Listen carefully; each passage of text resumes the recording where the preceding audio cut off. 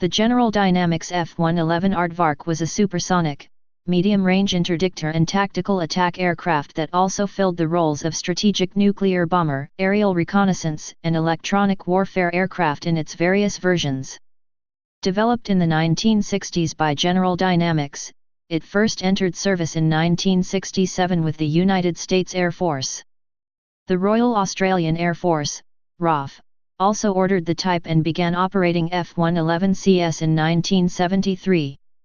The F-111 pioneered several technologies for production aircraft, including variable sweep wings, afterburning turbofan engines, and automated terrain-following radar for low-level, high-speed flight. Its design influenced later variable sweep wing aircraft, and some of its advanced features have since become commonplace.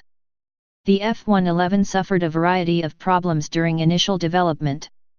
Several of its intended roles, such as an aircraft carrier-based naval interceptor with the F-111B, failed to materialize.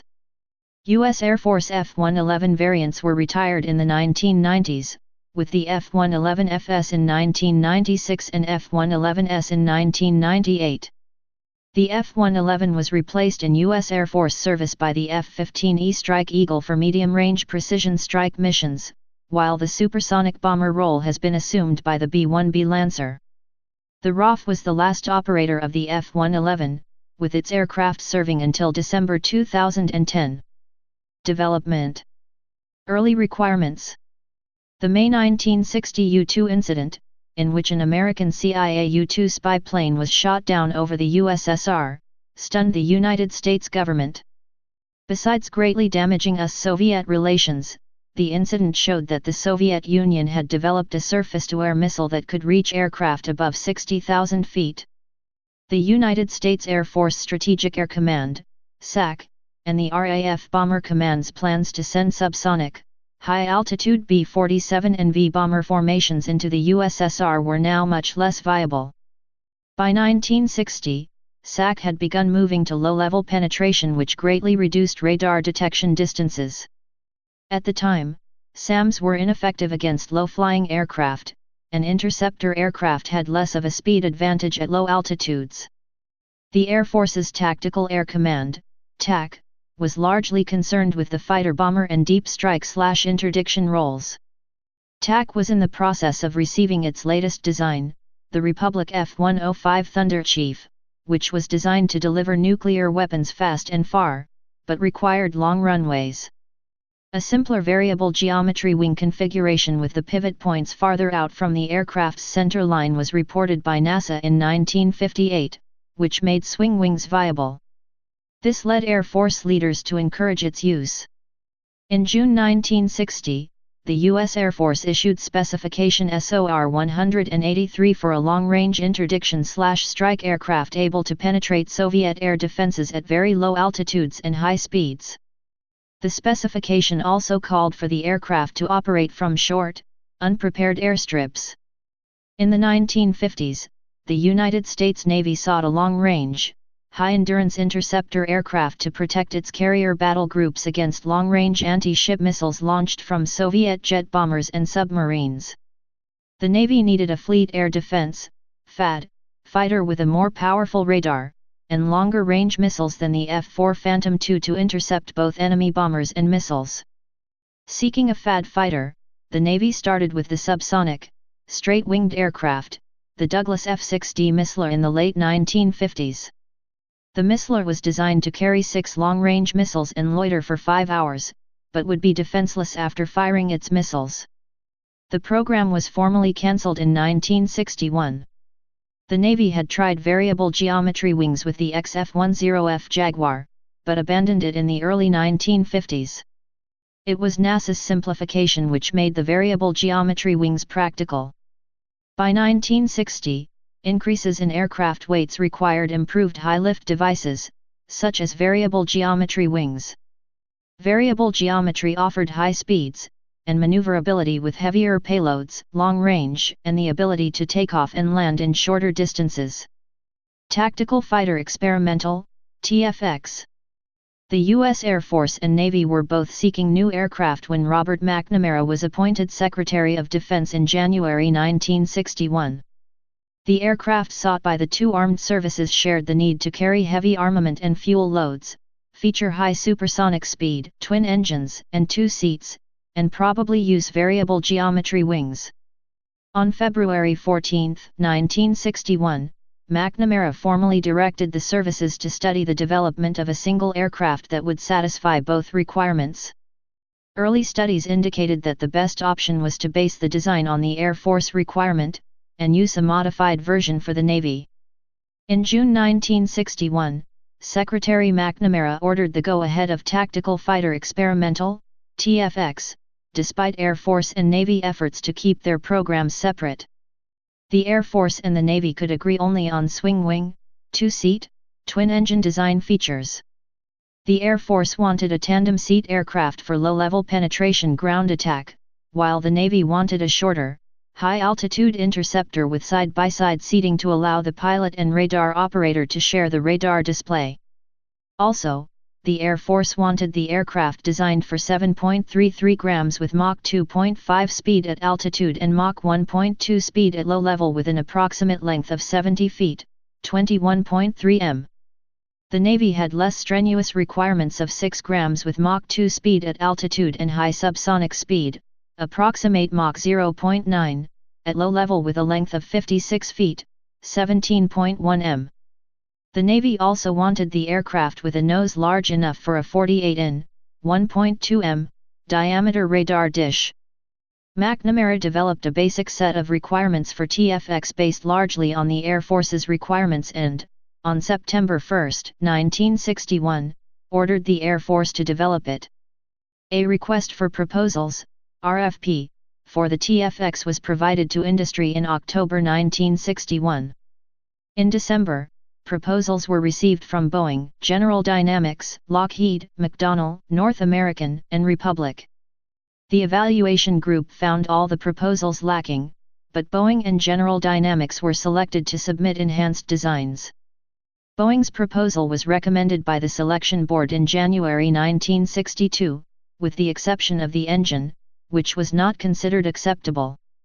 Switching to a crew escape capsule, instead of ejection seats, and alterations to radar and missile storage were also needed. Both companies provided updated proposals in April 1962. Air Force reviewers favored Boeing's offering, while the Navy found both submissions unacceptable for its operations. 2 more rounds of updates to the proposals were conducted, with Boeing being picked by the selection board. In November 1962, McNamara selected General Dynamics' proposal due to its greater commonality between Air Force and Navy versions. The Boeing aircraft shared less than half of the major structural components. General Dynamics signed the TFX contract in December 1962. A congressional investigation followed, but could not change the selection. Design phase. The F-111A and B variants used the same airframe structural components and Pratt & Whitney TF-30P1 turbofan engines. They featured side-by-side crew seating in an escape capsule as required by the Navy. The F-111B's nose was 8.5 feet, 2.59 m, shorter so as to fit on existing carrier elevator decks, and had 3.5 feet, 1.07 m, longer wingtips to improve on-station endurance time. The Navy version would carry an AN/AWG-9 pulse Doppler radar and AIM-54 Phoenix missiles.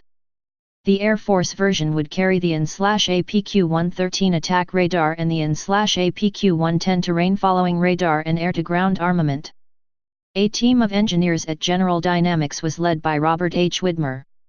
Lacking experience with carrier-based fighters, General Dynamics teamed with Grumman for the assembly and testing of the F-111B aircraft. In addition, Grumman would also build the F-111A's aft fuselage and the landing gear. The General Dynamics and Grumman team faced ambitious requirements for range, weapons load, and aircraft weight. The F-111 design also included new features on a production military aircraft, such as variable geometry wings and afterburning turbofan engines. The F-111A mock-up was inspected in September 1963. The first test F-111A was rolled out of Plant 4 of General Dynamics Fort Worth, Texas facility on October 15, 1964. It was powered by YTF-30P1 turbofans and used a set of ejector seats as the escape capsule was not yet available. The F-111A first flew on December 21, 1964 from Carswell Air Force Base, Texas, U.S. The first F-111B was also equipped with ejector seats and first flew on May 18, 1965. Initially there were compressor surge and stall issues in certain parts of the flight regime.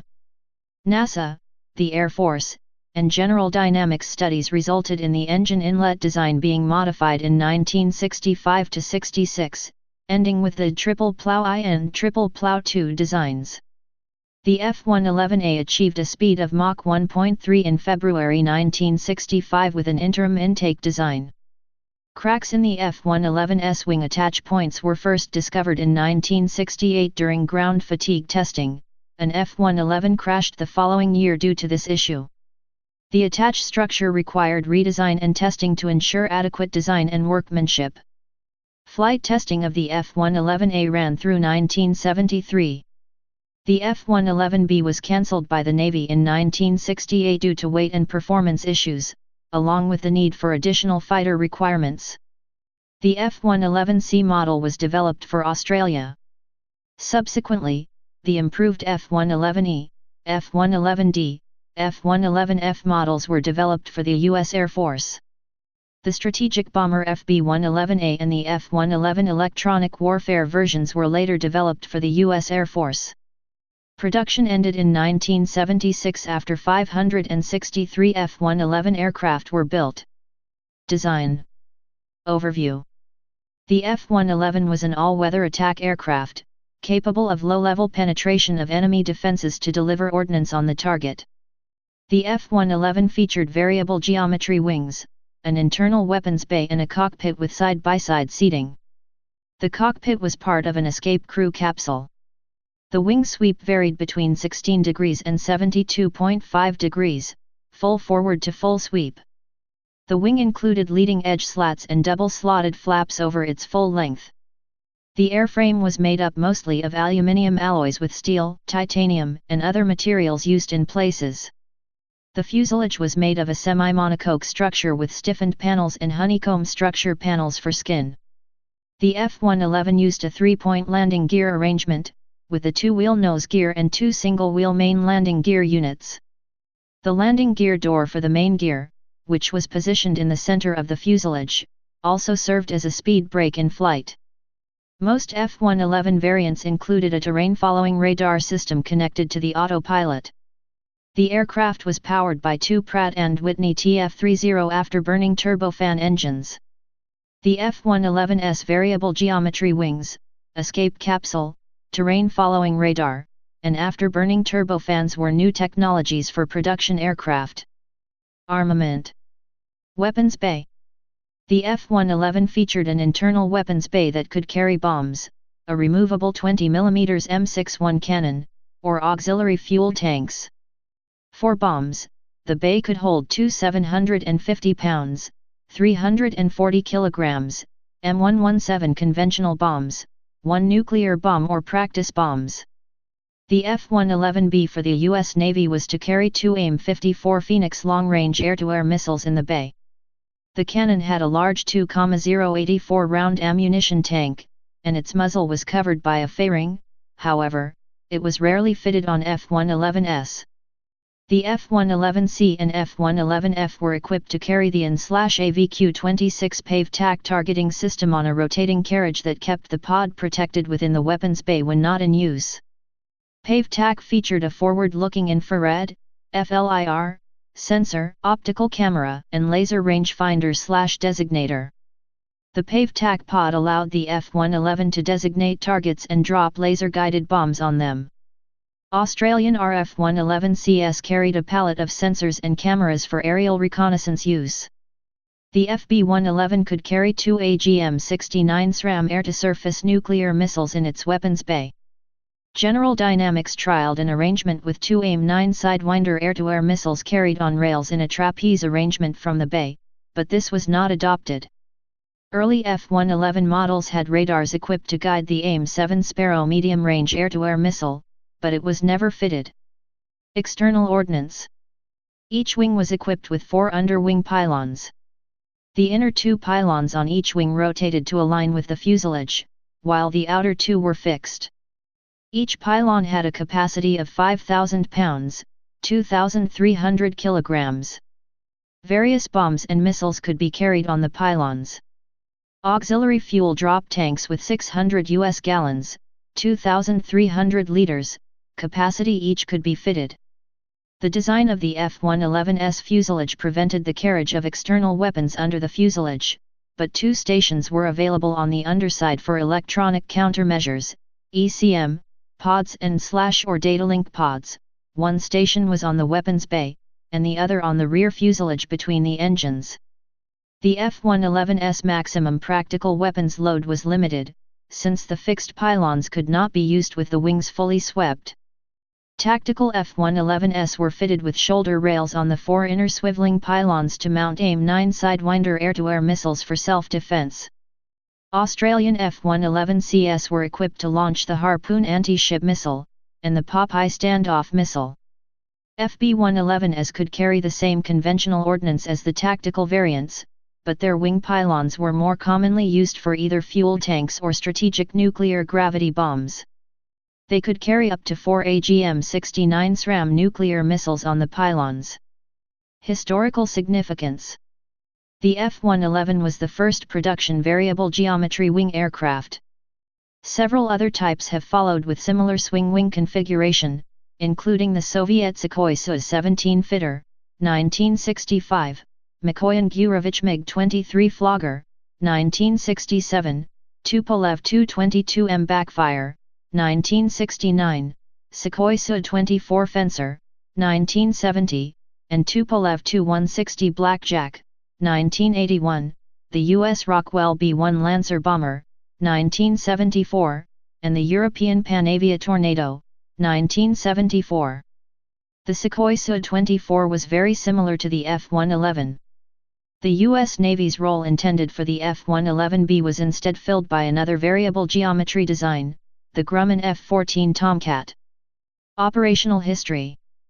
U.S. Air Force. The first of 6 initial production F-111s was delivered on July 17, 1967 to fighter squadrons at Nellis Air Force Base. These aircraft were used for crew training. 428th Tactical Fighter Squadron achieved initial operational capability on April 28, 1968. After early testing, a detachment of 6 aircraft were sent in March 1968 to Southeast Asia for combat Lancer testing in real combat conditions in Vietnam. In little over a month, 3 aircraft were lost and the combat tests were halted. It turned out that all 3 had been lost through a malfunction in the horizontal stabilizer, not by enemy action. This caused a storm of criticism in the U.S. It was not until 1971 that 474 TFW was fully operational. September 1972 saw the F-111 back in Southeast Asia, stationed at Takli Air Base, Thailand. F-111s from Nellis AFB participated in the final month of Operation Linebacker and later the Operation Linebacker 2 aerial offensive against the North Vietnamese. They also supported regional aerial operations against other communist forces such as Operation Phao Phayan 3 during the Laotian Civil War in Laos.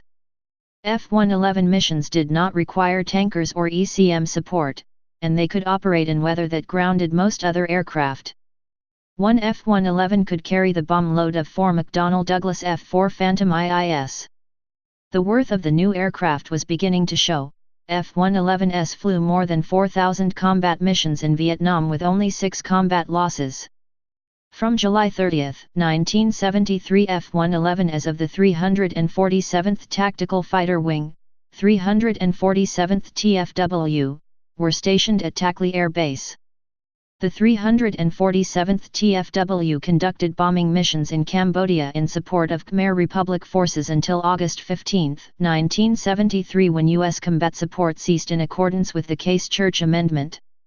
The 347th TFW was stationed at Korat Royal Thai Air Force Base from July 12, 1974 until June 30, 1975. In May 1975, 347th TFW F-111S provided air support during the Mayaguez incident. On April 14, 1986, 18 F-111S and approximately 25 Navy aircraft conducted airstrikes against Libya under Operation El Dorado Canyon. The 18 F-111S of the 48th Tactical Fighter Wing and the 20th Tactical Fighter Wing flew what turned out to be the longest fighter combat mission in history. The round-trip flight between RAF Lakenheath/RAF Upper Heyford, United Kingdom, and Libya of 6,400 miles, 10,300 kilometers, spanned 13 hours. One F-111 was lost over Libya, probably shot down. F-111S participated in the Gulf War, Operation Desert Storm, in 1991. During Desert Storm, F-111FS completed 3.2 successful strike missions for every unsuccessful one, better than any other U.S. strike aircraft used in the operation. The group of 66 F-111FS dropped almost 80% of the war's laser-guided bombs, including the GBU-15 and the penetrating, bunker-buster GBU-28. 18 F-111Es were also deployed during the operation. The F-111S were credited with destroying more than 1,500 Iraqi tanks and armored vehicles.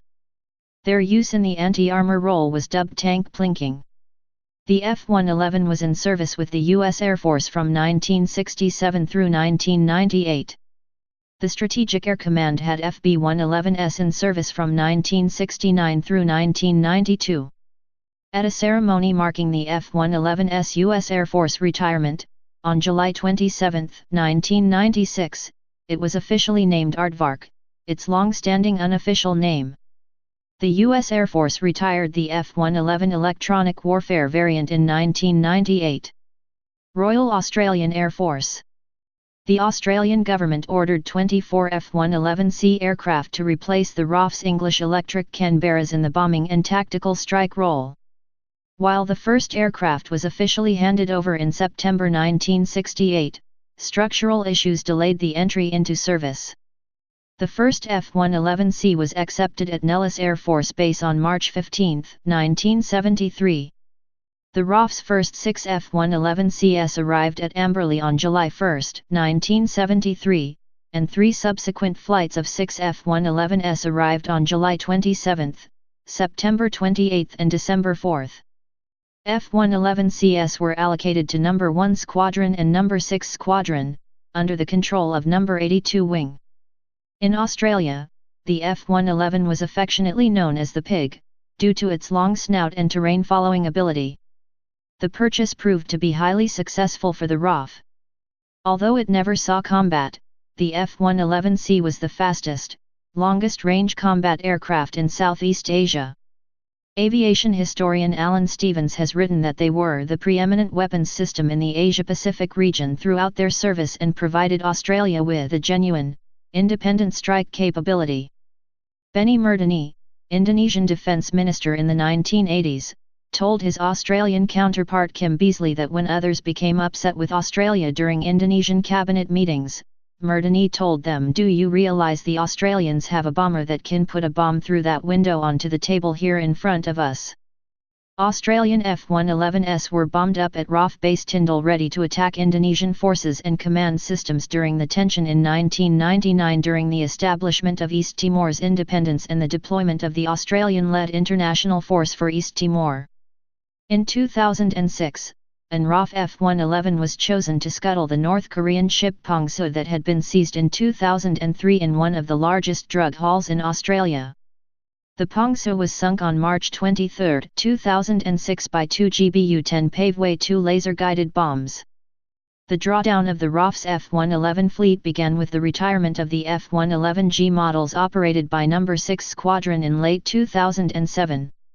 There was controversial procurement of 24 F/A-18F Super Hornets as an interim replacement for the F-111S while the F-35 program suffered delays. One of the reasons given for the F-111S retirement was the high maintenance time required for every flight hour. The last F-111S were retired on December 3, 2010. Variants: F-111A. The F-111A was the initial production version of the F-111. Early A models used the TF-30P1 engine. Most A models used the TF-30P3 engine with 12,000 lbf, 53 knots, dry and 18,500 lbf, 82 knots, afterburning thrust and triple plow-I variable intakes, providing a maximum speed of Mach 2.3, 1,450 miles per hour, 2,300 kilometers per hour, at altitude. The variant had a maximum takeoff weight of 92,500 pounds, 42,000 kilograms, and an empty weight of 45,200 pounds, 20,500 kilograms.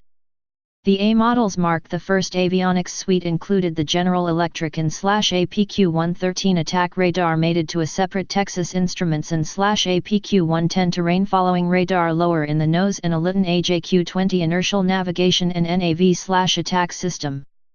The terrain following radar, TFR, was integrated into the automatic flight control system, allowing for hands-off flight at high speeds and low levels, down to 200 feet. Total production of the F-111S was 158, including 17 pre-production aircraft that were later brought up to production standards. 42 F-111S were converted to F-111A Ravens for an electronic warfare tactical electronic jamming role.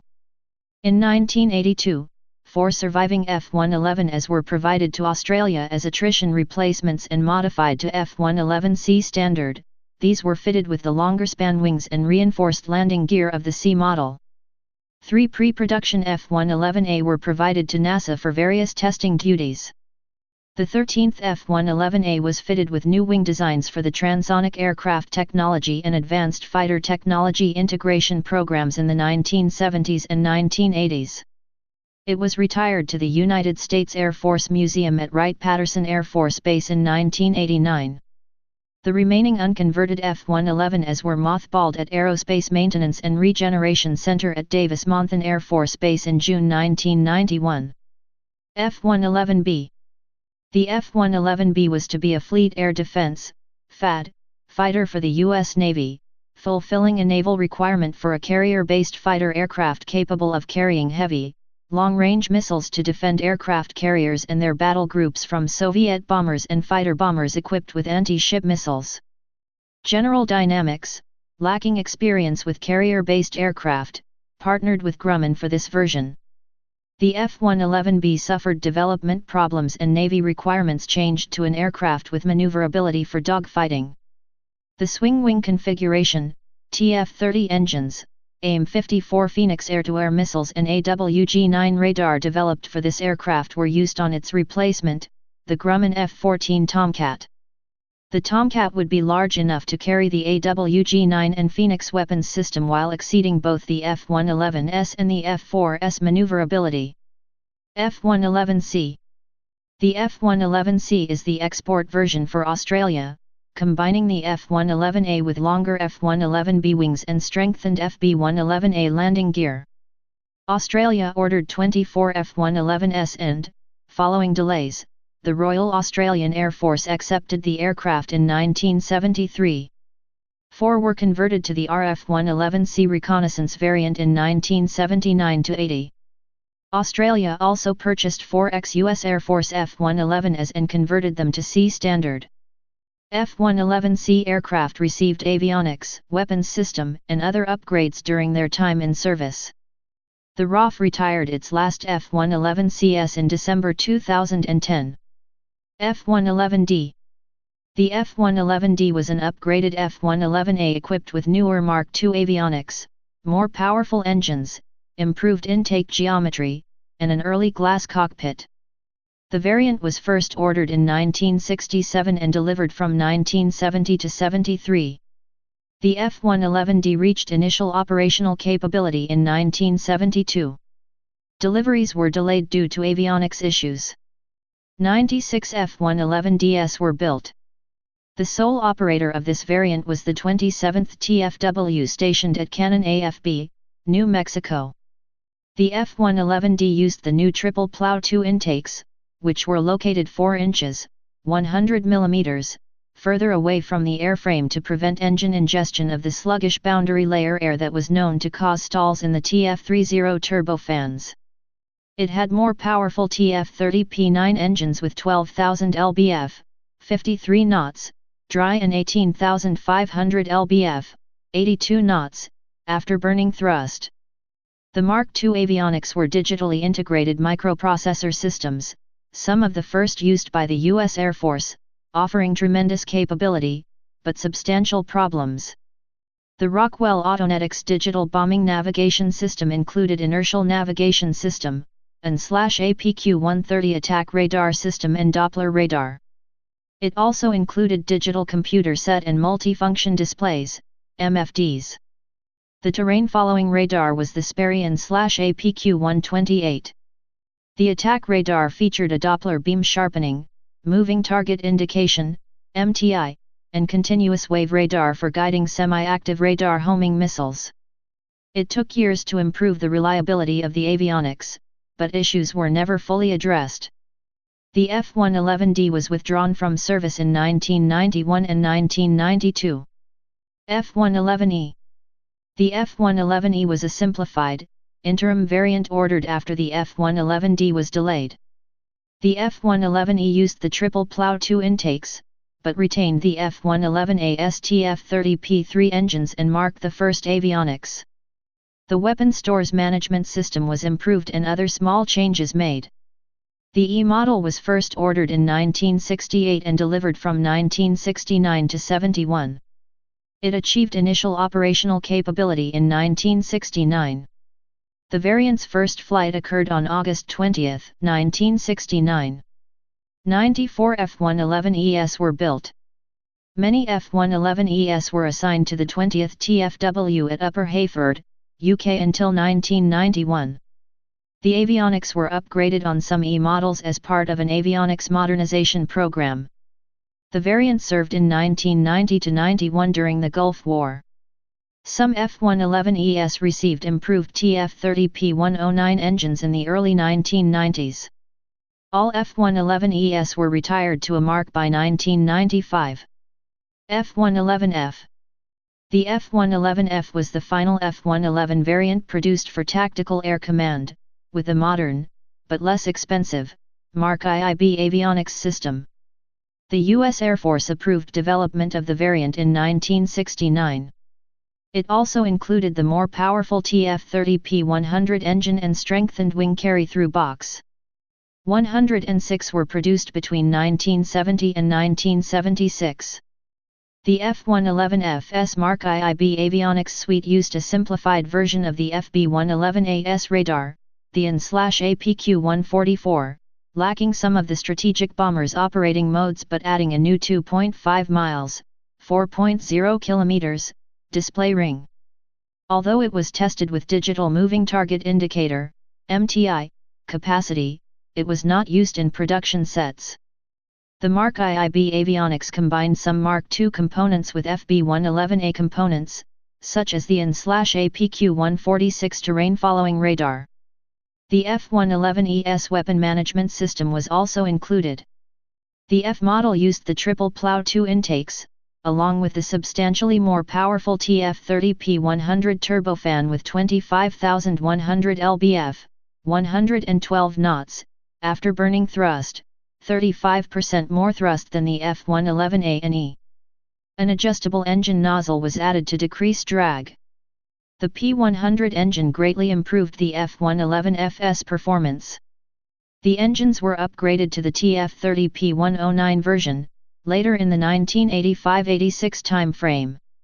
In the early 1980s, the F-111F began to be equipped with the AVQ-26 PAVE TAC forward-looking infrared, FLIR, and laser designator system, which provided for the delivery of precision laser-guided munitions and was mounted in the internal weapons bay. The Pacer Strike avionics update program replaced analog equipment with new digital equipment and multifunction displays. The last U.S. Air Force F-111s were withdrawn from service in 1996, replaced by the McDonnell Douglas F-15E Strike Eagle. F-111K. The British government cancelled the BAC-TSR-2 strike aircraft in 1965, citing the lower costs for the TFX, and ordered 50 F-111K aircraft in February 1967 for the Royal Air Force. The F-111K was to be supplemented later by the Anglo-French variable geometry aircraft then under development. The F-111K was based on the F-111A with longer F-111B wings, FB-111 landing gear, Mark II navigation/fire control system, and British-supplied mission systems. Other changes included weapons bay modifications, addition of a centerline pylon, a retractable refueling probe, provisions for a reconnaissance pallet, and a higher gross weight with the use of FB-111A landing gear. In January 1968, the United Kingdom terminated its F-111K order, citing higher cost. Increased costs along with devaluation of the pound had raised the cost to around £3 million each. The first two F-111KS, one strike/recon F-111K and one trainer/strike TF-111K, were in the final stages of assembly when the order was cancelled. The two aircraft were later completed and accepted by the U.S. Air Force as test aircraft with the YF-111A designation. FB-111A/F-111G. The FB-111A was a strategic bomber version of the F-111 for the U.S. Air Force Strategic Air Command. With Air Force's Advanced Manned Strategic Aircraft program proceeding slowly, and concerns of fatigue failures in the B-52 fleet, the service needed an interim bomber quickly. The FB-111A was selected in 1965 to replace the supersonic Convair B-58 Hustler and early B-52 variants. The Air Force signed a contract for the FB-111A in 1966. In 1968, plans called for 263 FB-111s, but the total was reduced to 76 in 1969. The first production aircraft flew in 1968. Deliveries began in 1969 and ended in 1971. When the UK cancelled its order for the F-111K in 1968, components for the 48 F-111KS in manufacturing were diverted to FB-111A production. The FB-111A featured longer F-111B wings for greater range and load-carrying ability. The bomber variant had a redesigned aft fuselage and its maximum speed was limited to Mach 2. Its fuel capacity was increased by 585 gallons, 2,214 L, and it used stronger landing gear to compensate for the higher maximum takeoff weight of 119,250 pounds, 54,105 kilograms. All but the first aircraft had the triple plow 2 intakes and the TF-30P7 with 12,500 lbf, 56 knots, dry and 20,350 lbf, 90 knots, afterburning thrust. The FB-111A had new electronics, known as the SAC Mark IIB avionics suite. For the FB-111A, the system used an attack radar impair. Please subscribe and thanks for watching.